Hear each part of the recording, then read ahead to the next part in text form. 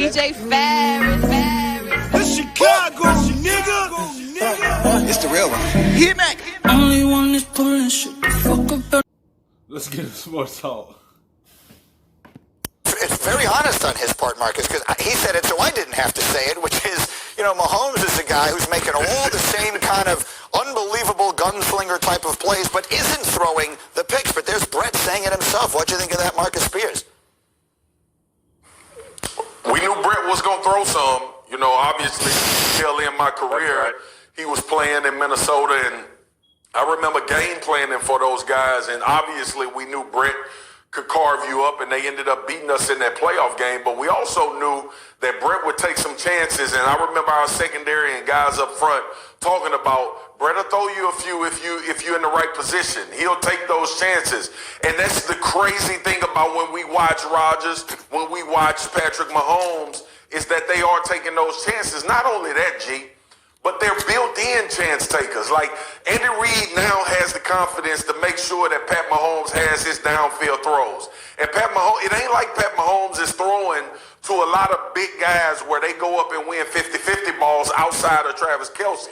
So he's still making those deep passes, still getting them in the tight windows, throwing no-look passes and doing all of those things. And obviously, we know Aaron Rodgers single-digit interceptions to as much as he throws the ball as well. It is super impressive, and that's what separates those two guys, not only from when we talk about a talent standpoint, but we also talk about what they have the ability to do as far as raising the trajectory of their team by being able to take those chances without turning the ball over.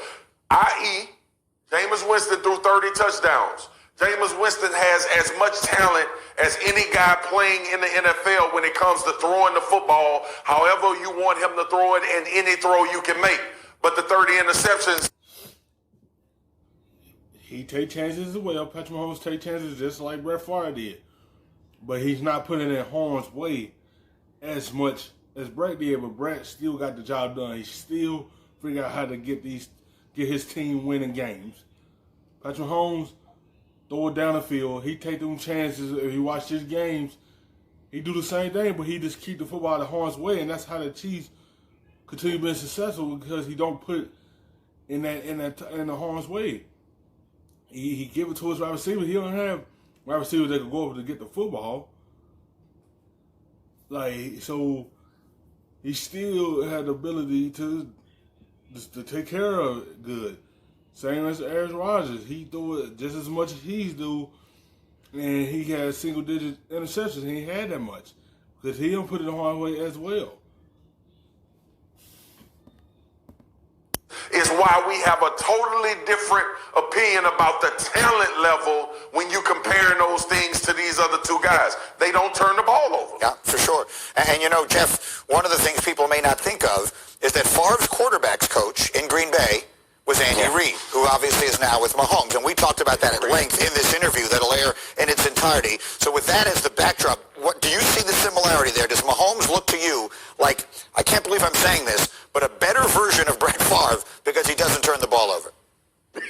Absolutely. I mean, I think when you look at the way he plays the game, whether it's behind the back, no look, whatever he's practicing today, right? Flipping it with his left hand as he's tossing the ball over, all the different things. When the game is playing, it slows down for him, so you see him make remarkable plays. I do agree. When you talk about Andy Reid, Eric Bieniemy, the guys he's been surrounded with, and Swagoo made mention of the talent of the players around him, I think all of that benefits his ability to truly shine. I mean, the guy continues to make plays. He is impressive. I think the other part that I would relate him to Brett Favre is he's likable. Like, I mean, you hear the dude give an interview and you pull for him. Like, you appreciate how competitive he is. Even in the playoff games last year, they're down 10 and, can he bring them back? And watching him make plays and bring this team back, you pull for guys like that because he doesn't just sit there and point to his own back, right? I mean, he's giving guys credit. He passes out. That's a true team guy, and that's very similar to Brett Favre. So he it's up to me how to carry this team. It's up to me to put us in a position to win these games. When they got down, he ain't point the finger.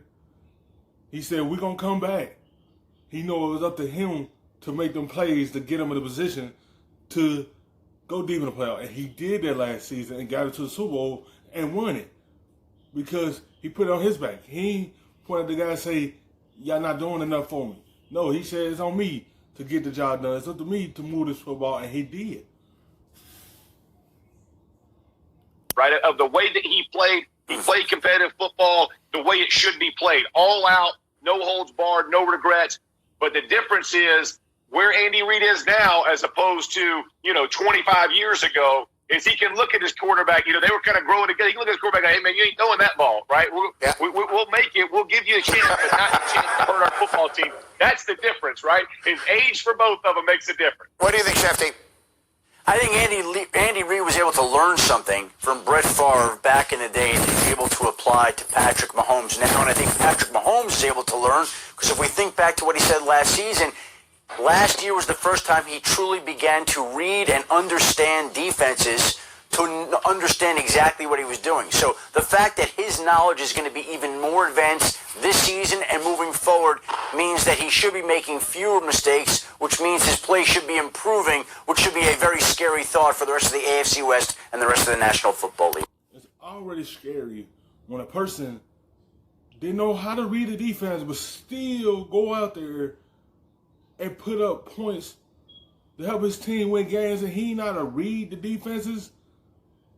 And now he learning how to read the defenses. He ain't gonna be more dangerous than he was. That show you how talented and good he is. That you ain't know how to read the defense, but you still was moving the football down the field. You still to be able to put the guys in the right place. That show you his ability is nice. Hey, Greeny. Yeah. Hey, Greeny. Yeah. One thing that Shefty just said that triggered my mind. Wasn't it Favre who said he didn't even know what nickel meant for like the first 2 or 3 years? So that just perfectly aligns again, right? You don't need to read defenses. Just eat them up. That's all you're going to do. He didn't know where the damn ball. And sometimes he didn't know where he was because he would throw it to him every now and again.